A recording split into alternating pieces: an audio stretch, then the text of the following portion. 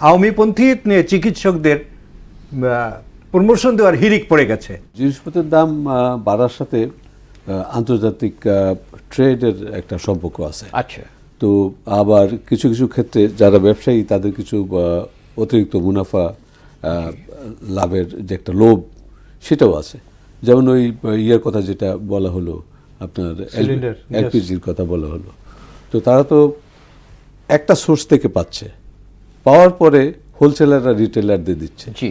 তো যদি সোর্সটা তো গভর্নমেন্ট এবং কিছু কোম্পানিজ, তারা যদি অ্যাট সোর্স বেশি না নেয়, জি, তাইলে বাজারে যেহেতু সরবরাহ কম, এই সুযোগ নিয়ে তারা দাম বাড়াবে কেন? This is pure and simple dishonesty. তো সেইটা ব্যাপারে গভর্নমেন্ট এই ধরনের ডিসঅনেস্টির ব্যাপারে শুড বি ভেরি রিগোরাস। গভর্নমেন্টের তো এটা নিতে হবে, তো তার তো একটা পদক্ষেপ নিতে হবে, বন্ধ করতে হবে। তো জি, সরকার পরিচালিত করলে এগুলো করতে হবে।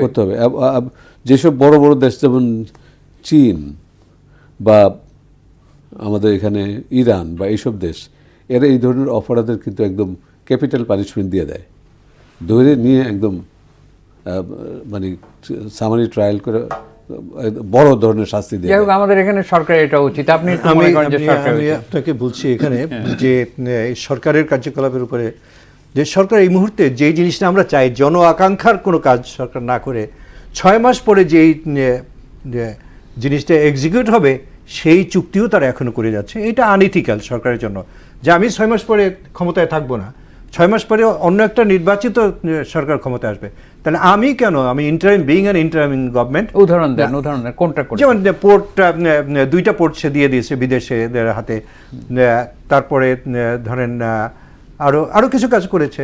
সেটা এই যে চাকরির ব্যাপারে, স্বাস্থ্য অধিদপ্তরের যারা চাকরি করে, ইভেন বিসিএস হেলথ ক্যাডারদেরকে এখন পর্যন্ত প্রমোশনের কোনো নাই, কিন্তু অধিদপ্তরে যারা চাকরি করে তাদেরকে দিচ্ছে। এবং সেটা আমার দেশ পত্রিকায় আজকে হেডিং হয়েছে যে কিন্তু আওয়ামীপন্থী চিকিৎসকদের প্রমোশন দেওয়ার হিড়িক পড়ে গেছে।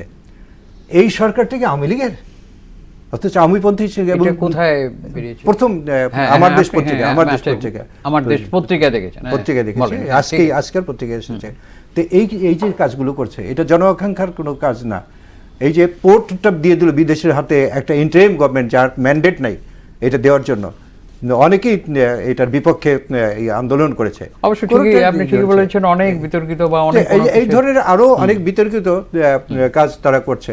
কিন্তু নির্বাচনে যেটা বললেন, যে নির্বাচন সুষ্ঠু এবং নিরপেক্ষ করার জন্য যেই দরকারগুলো ছিল, সেগুলো তারা দৃশ্যমান কোনো কাজ এখন বন্ধ করতে পারে নাই।